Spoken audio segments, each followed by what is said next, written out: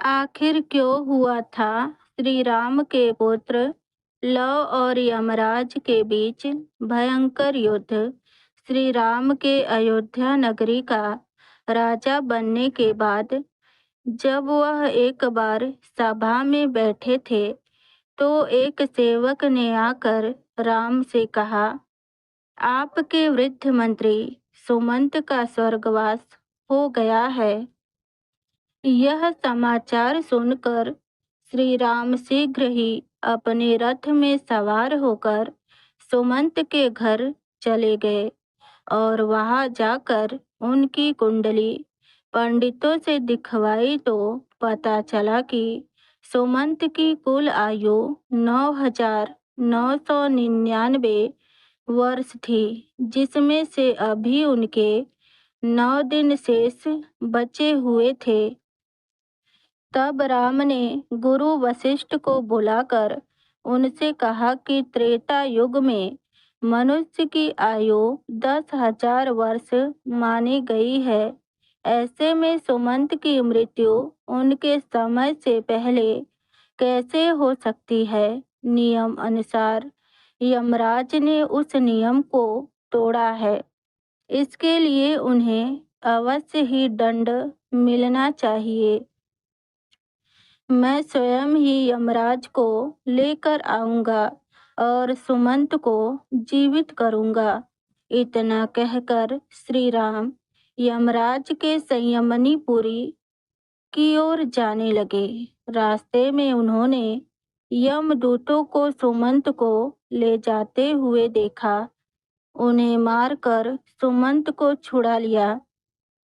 यमदूतों ने उनसे विनय पूर्वक कहा, आपने हमसे हमारा अधिकार छीन लिया है। अंत में हमने क्या पाप किया है। श्री राम ने कहा, अभी सुमंत का समय पूरा नहीं हुआ है।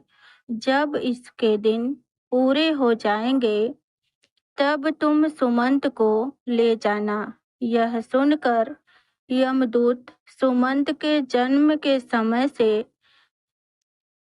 सबसे पहले इसके दोनों हाथ और मस्तक बाहर निकले थे, इसलिए 9 दिन बाद इसके बाकी के अंग निकले। जिसकी रक्षा पंडितों के श्रेष्ठ मंत्रोच्चारण से हुई, इसीलिए इसका नाम सुमंत्र पड़ा। जिस दिन से सुमंत के मस्तक और हाथ बाहर आए थे, उस दिन से अब तक की आयु पूर्ण हो गई है। आपने व्यर्थ ही हमें मारा है, इसमें हमारा कोई दोष नहीं है।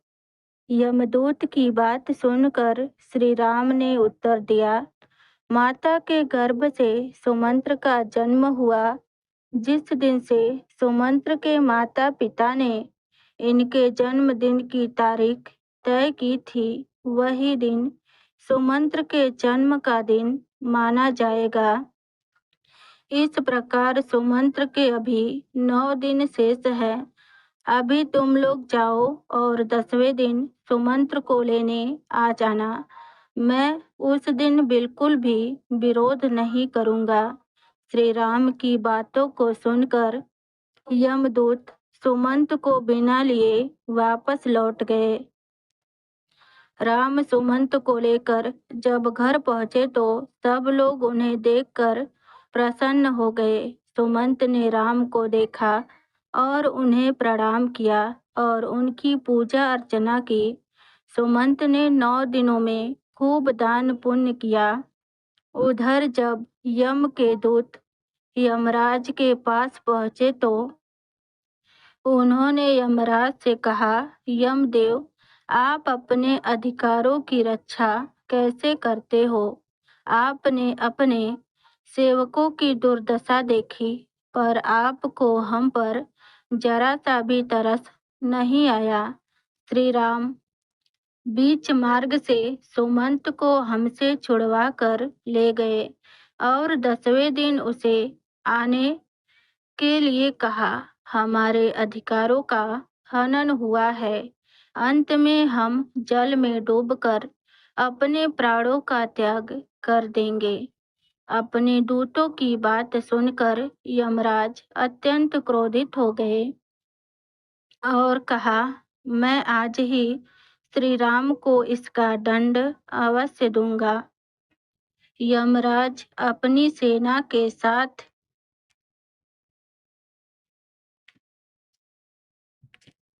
इंद्रदेव के पास पहुंचे।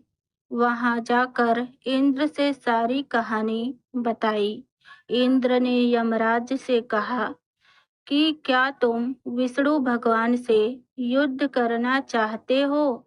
उनसे युद्ध करने से अच्छा तुम वापस संयमनीपुरी लौट जाओ।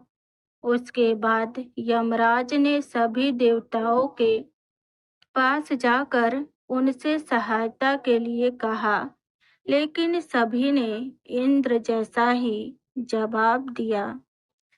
तब यमराज एक विशाल भैंसे पर सवार होकर अपने सेना के साथ श्री राम से युद्ध करने के लिए निकल पड़े। उन्होंने चारों तरफ से अयोध्या नगरी को घेर लिया। अयोध्या को यमराज की सेना से घिरा देखकर श्री राम ने अपने पुत्र लव से यमराज को युद्ध करने के लिए कहा। यमराज और लव के बीच भीषण युद्ध शुरू हुआ, जिसमें लव ने यमराज के सभी सैनिकों को मार गिराया। जब यमराज ने अपने सभी सैनिकों को मृत अवस्था में देखा तो उन्होंने क्रोधित होकर लव के रथ, सारथी, धनुष, बाण, मुकुट और कवच को काट डाला। लव ने दूसरे रथ पर सवार होकर फिर से युद्ध आरंभ किया और अपने बाणों से यमराज के भैंस को मूर्छित कर दिया और पृथ्वी पर गिरा डाला। फिर अपने 100 बाणों को यमराज पर छोड़ दिया। लव के बाणों से क्रोधित होकर उन्होंने लव पर यमदंड छोड़ दिया। यमदंड को देखकर लव ने भी ब्रह्मास्त्र चला दिया, जिसे देखकर यमराज वहां से भागे और उनके पीछे ब्रह्मास्त्र चल पड़ा। इस बात का जब यमराज के पिता सूर्यदेव को ज्ञात हुआ तब वह यमराज के प्राणों की रक्षा के लिए लव के पास गए और उनसे यमराज के प्राणों को बचाने की विनती करने लगे। भगवान सूर्य की प्रार्थना को स्वीकार करके लव ने ब्रह्मास्त्र को वापस ले लिया और यमराज के प्राण बच गए। इस तरह से हुआ था लव और यमराज के बीच महाभयंकर प्रलयकारी युद्ध।